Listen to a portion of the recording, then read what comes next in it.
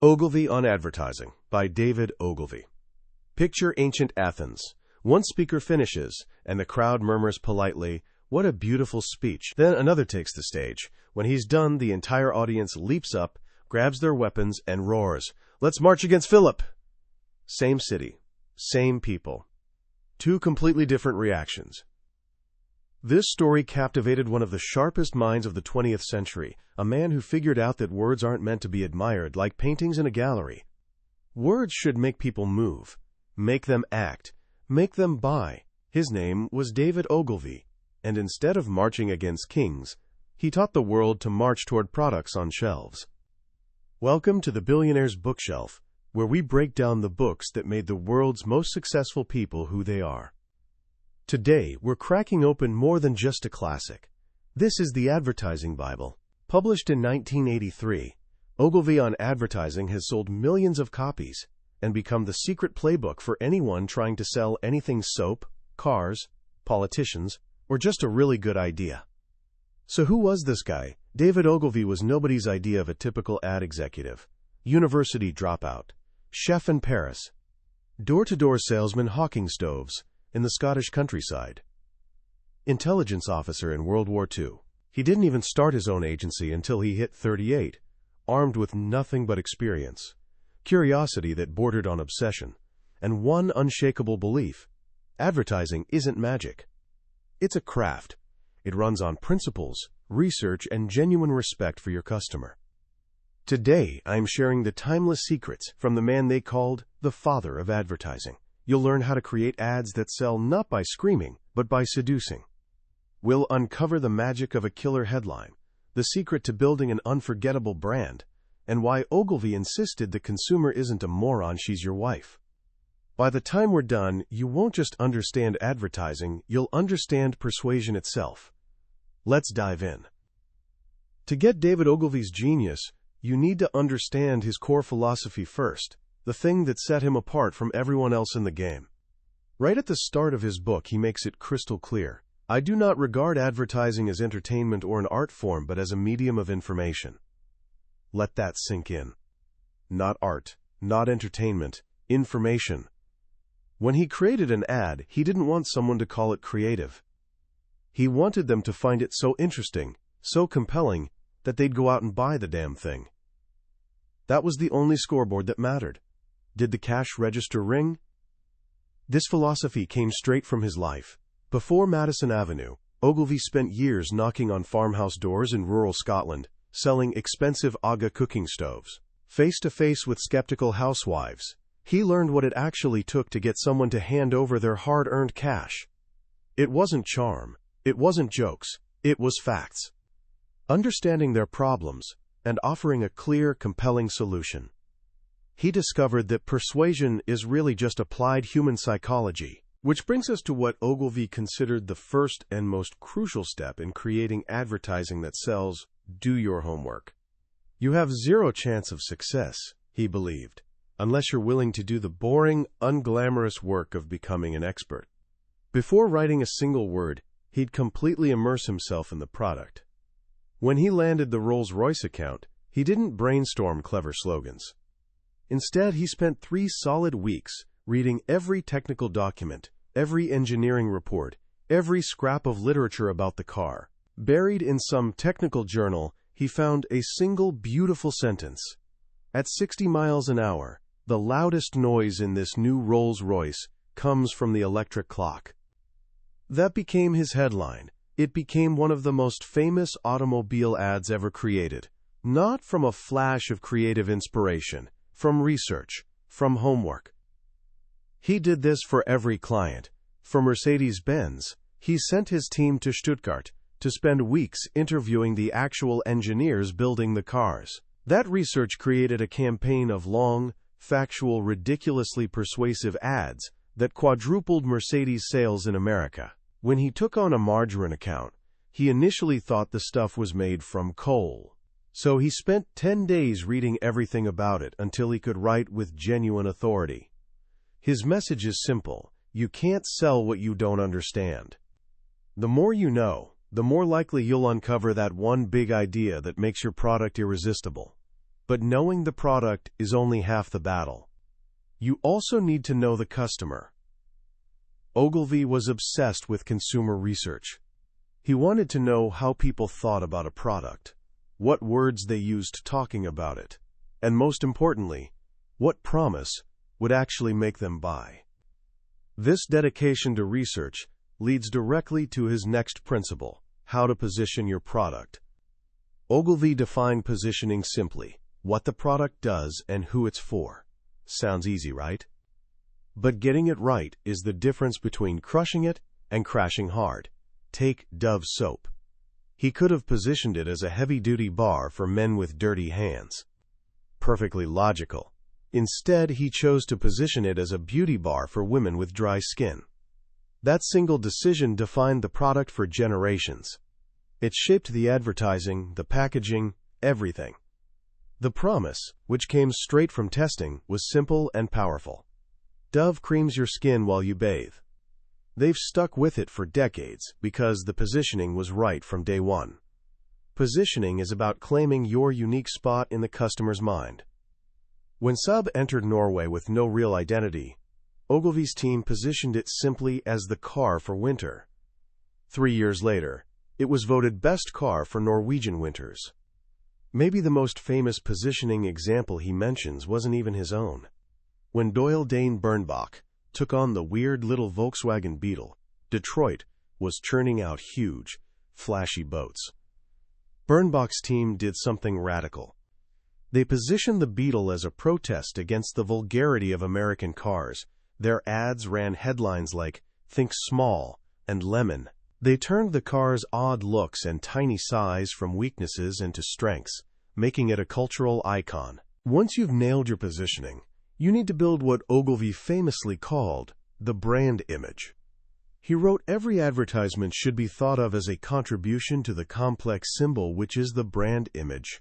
A brand's image or personality comes from many things: its name, package, price, and above all, the style of its advertising. He believed that just like people, products have personalities, and those personalities can make or break them.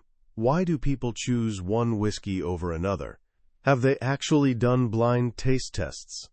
"Don't make me laugh," Ogilvy would say. "The truth is, they're choosing an image." The rugged, authentic vibe of Jack Daniels appeals to a different person than the more traditional feel of Grandad. The brand image is 90% of what you're actually selling. This is why consistency matters so much. Your advertising needs to project the same image, the same personality, year after year. One of his most famous examples was the Schweppes campaign. He took the company's own chairman, a distinguished British guy with a beard named Commander Whitehead, and put him in the ads. For 18 years, Commander Whitehead became the living symbol of Schweppes' sophisticated, worldly, authentically British. The campaign worked incredibly well on a tiny budget because it built a consistent, powerful brand image. Same with the Marlboro Man. Leo Burnett's cowboy campaign gave the brand a rugged, masculine image that appealed to smokers worldwide for decades. It transformed Marlboro from an obscure brand into the world's best-selling cigarette, proving the massive power of a consistent brand image. Now, even with perfect homework, brilliant positioning, and a strong brand image, your advertising will, in Ogilvy's words, pass like a ship in the night, unless it contains one more crucial element: the big idea. It takes a big idea to attract the attention of consumers and get them to buy your product, he wrote. But where do these ideas come from? Not from committees, not from brainstorming sessions. According to Ogilvy, big ideas come from the unconscious. But here's the catch: your unconscious needs to be well informed, or your idea will be irrelevant. This is why homework is so vital. You first stuff your conscious mind with every scrap of information about the product, the consumer, the competition. Then you unhook your rational thought process. Take a long walk, soak in a hot bath, have a glass of wine, and then, if the line to your unconscious is open, a big idea can bubble up. He tells a wonderful story about this. He'd written a commercial for Pepperidge Farm bread. and his partner said it was solid but lacked imagery. That night, Ogilvy dreamed of two white horses pulling an old-fashioned baker's van along a country lane. That dream became the visual centerpiece of Pepperidge Farm commercials for the next 27 years. It was the big idea, and it came from his well-informed unconscious. How do you know if you've got a big idea? Ogilvy provides a simple test with 5 questions. 1. Did it make me gasp when I first saw it? 2. Do I wish I'd thought of it myself? 3. Is it unique? 4. Does it fit the strategy perfectly? 5. And most importantly, could it run for 30 years? That last one is key. A truly big idea has staying power. Think of The Man in the Hathaway Shirt. The big idea was adding a simple, cheap, black eye patch to the model. It added mystery, what Ogilvy called story appeal. Who is this guy? What happened to him? The eye patch made people curious, made them look, and made the ad unforgettable. That campaign launched in 1951 and was still going strong decades later. Now we get to the craft itself, the nuts and bolts of building an ad that actually sells. Ogilvy dedicated a huge chunk of his book to what he called a renaissance in print advertising because he felt the craft was dying. But his advice is timeless. It all starts with the headline. On average, he writes, 5 times as many people read the headline as read the body copy. It follows that unless your headline sells your product, you've wasted 90% of your money. So what makes a great headline? First, promise the reader a benefit, whiter wash, more miles per gallon, freedom from pimples, don't be clever, be direct. Second, inject news. Headlines with words like new, introducing, amazing, or suddenly get recalled by 22% more people. Third, be specific. Specifics are more credible. An ad for Sears Roebuck didn't say their profit was reasonable. It said, Sears makes a profit of 5%. That specificity is powerful. Fourth, include the brand name. If you don't, 80% of people who only read the headline will never know what you're advertising. And finally, don't be afraid of long headlines. Ogilvy found that longer headlines delivering more information often sold more than short, snappy ones. The one-word headline lemon for Volkswagen was the famous exception that proved the rule. Next comes the illustration. A picture can be worth 1,000 words, but only if it's the right picture. The most powerful illustrations are those with story appeal. They make readers curious. They make them ask, what's going on here? Then they read the copy to find out. The Man with the Eye Patch is the perfect example. He also found that photographs beat drawings. They're more believable and better remembered. When he took over the Come to Britain campaign, he replaced all the drawings with photographs, and readership tripled. He was also a huge fan of before and after photos, which seemed to fascinate readers endlessly. Finally, there's the body copy. Many people will tell you nobody reads body copy. Ogilvy agreed, to a point. While only about 5% of magazine readers will read an ad's body copy, for a magazine like Reader's Digest, that 5% is still 1.5 million people. And those are your most interested prospects. So how do you write copy that gets read? First, don't address a crowd. When people read your copy, they are alone, he says. Pretend you are writing each of them a letter, one human being to another. Second, you can't bore people into buying your product. You can only interest them. Write in short sentences. Use simple words. Tell a story. One of the most successful direct mail ads ever written began. They laughed when I sat down at the piano, but when I started to play. Who wouldn't want to read the rest? Third, be credible. Ogilvy loved testimonials, not from celebrities, but from real customers or experts. An ex-burglar testifying that he could never crack a Chubb safe is infinitely more persuasive than a movie star pretending to like a product. And finally, long copy sells. This was one of his most controversial but firmly held beliefs. Direct response advertisers who can measure sales to the penny know that long copy almost always outsells short copy. Long copy suggests you have something important to say. He wrote ads for Merrill Lynch with over 6,000 words that pulled in 10,000 responses from a single newspaper insertion. Ogilvy also preached that God is in the details when it came to layout and typography. He pushed for clean, simple, editorial-style layouts that look more like magazine articles than ads.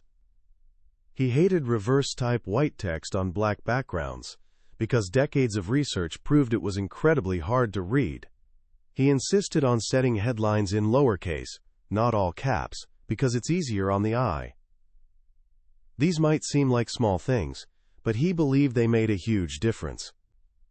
"You can't save souls in an empty church," he'd say. "Do you think an advertisement can sell if nobody can read it?" Much of this advice came from the era of print, but Ogilvy also had profound insights about the most potent medium of all, television. He relied heavily on research that measured not just how many people recalled a commercial, but how many people changed their brand preference after seeing it. He found that certain types of commercials consistently performed better. What worked? Humor, when done well. For years, conventional wisdom said people don't buy from clowns. But Ogilvy's research showed that genuinely funny commercials could sell. He warns, however, that very few writers can actually write funny. Slice of life. These are the little playlets where one person convinces another of a product's benefits. Copywriters hate them because they can be corny, but they work. Demonstrations. Showing the product in action is one of the most persuasive techniques. One of his favorite examples was a French commercial for superglue. To prove its strength, they glued the announcer's shoes to the ceiling and had him deliver his sales pitch while hanging upside down. It was dramatic, memorable, and it made superglue the brand leader. Emotion. While hard to measure, Ogilvy came to believe that nostalgia, charm, and sentimentality could be enormously effective, especially when there's nothing unique to say about the product itself. What didn't work? Celebrity testimonials. He found them below average in their ability to change brand preference. People remember the celebrity but forget the product. Viewers guess that the celebrity has been bought, he wrote, and they are right. He confessed to his own mistake of paying Eleanor Roosevelt $35,000 for a margarine commercial, something he didn't remember with pride. Cartoons. They work for kids but are less persuasive for adults. Beyond the style of the commercial, he offered a few practical rules. Identify the brand within the first 10 seconds. Show the package. And please, open with the fire. You only have 30 seconds. You must grab the viewer's attention in the first frame, or they're gone. When you advertise fire extinguishers, he famously quipped, open with the fire. Beyond the craft of making ads, Ogilvy's book is packed with wisdom about the business of advertising. He gives candid advice on running an agency, landing clients, and what it takes to be a leader. On leadership, he believed the most important job was creating an atmosphere where talented people could do their best work. Make it fun to work in your agency, he said. When people aren't having any fun, they don't produce good advertising. He was famous for giving Russian nesting dolls to every new office manager. Inside the smallest doll was a message. If each of us hires people who are smaller than we are, we shall become a company of dwarfs. But if each of us hires people who are bigger than we are, Ogilvy and Mather will become a company of giants. He lived by this, always seeking out talent better than his own. On getting clients, his advice was disarmingly simple. The easiest way to get new clients is to do good advertising. For 7 years, his agency never lost a pitch for a new account, simply because their work for existing clients was so powerful. But he was also deeply concerned about what was wrong with advertising.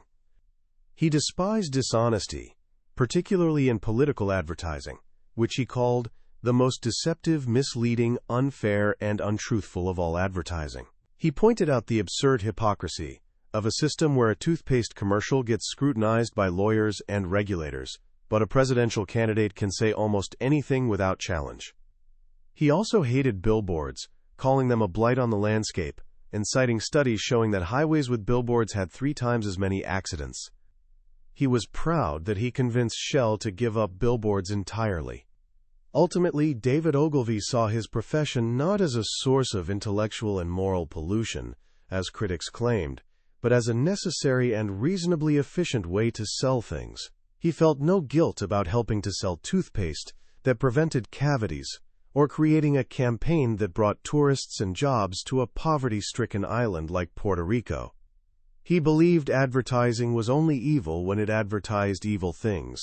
For everything else, it was a craft, a difficult, demanding, and honorable craft. His life's work was to master its principles and teach them to anyone willing to do the homework.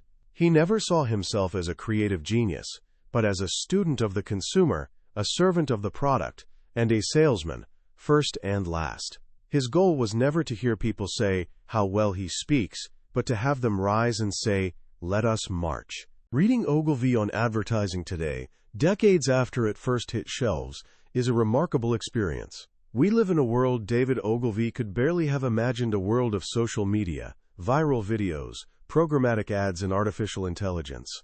Yet the striking thing isn't how outdated his advice feels, it's how profoundly, almost shockingly relevant it remains. The tools have changed, but human nature hasn't. That was Ogilvy's great insight. People are still driven by the same fundamental desires, the desire for value, for beauty, for status, for relief from pain. The principles he laid out weren't tricks for a specific medium. They were laws of human psychology applied to the art of persuasion. Think about his core commandment: do your homework. In an age where anyone can launch a digital ad campaign in minutes, this advice matters more than ever. It's a reminder that speed is no substitute for substance. The most successful modern brands, the ones that build real loyalty, are the ones that have done the deep work of understanding their product and their customer with almost obsessive detail. They haven't just targeted a demographic, they've understood a mindset. And what about his focus on brand image? Today we call it branding, but the idea is identical. In a marketplace more crowded and noisy than ever, a product's personality isn't just nice to have, it's a lifeline. The brands we love, the ones we'll pay a premium for, are the ones with a clear, consistent, and authentic image. They stand for something. That was Ogilvy's lesson in 1983, and it's the defining truth of marketing in the 21st century. But perhaps the most powerful and humbling lesson in this book is Ogilvy's relentless respect for the consumer. He famously said, "The consumer is not a moron, she is your wife." It was his way of saying, never talk down to your audience. Never assume they're stupid. Never try to deceive them. Instead, treat them with intelligence and honesty. Give them the information they need to make a good decision. It's a simple rule, but it's the foundation of all ethical and effective communication. So how can you apply this wisdom in your own life right now? Let me suggest 3 simple things. First, the next time you see an advertisement that truly grabs your attention, whether on Instagram, a billboard, or TV, stop and ask yourself why. Use Ogilvy's lens. Does it have a big idea? Does the headline promise a clear benefit? Does the image have story appeal? Start deconstructing the persuasion around you. You'll be amazed at what you see. Second, practice the art of positioning in your own communication. Whether you're applying for a job, proposing an idea, or even just trying to win an argument, think, what does this do, and who is it for?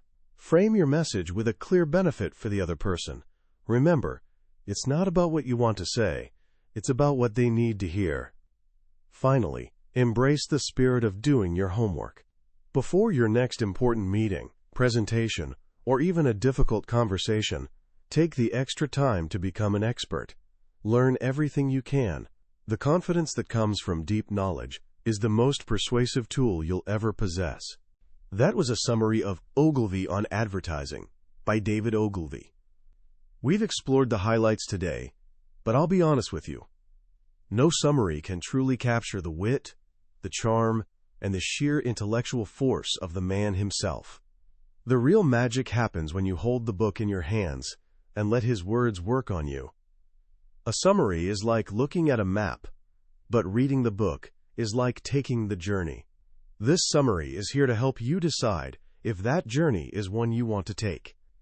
If anything we've talked about today has sparked your curiosity or made you think differently about the world of persuasion, then I can't recommend it enough. Grab a copy, because it's a book that doesn't just teach you about advertising, it teaches you about people.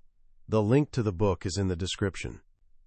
Also, if you found this summary valuable, and you want to keep exploring the ideas that shape our world, please take a moment to subscribe to the channel and leave a like.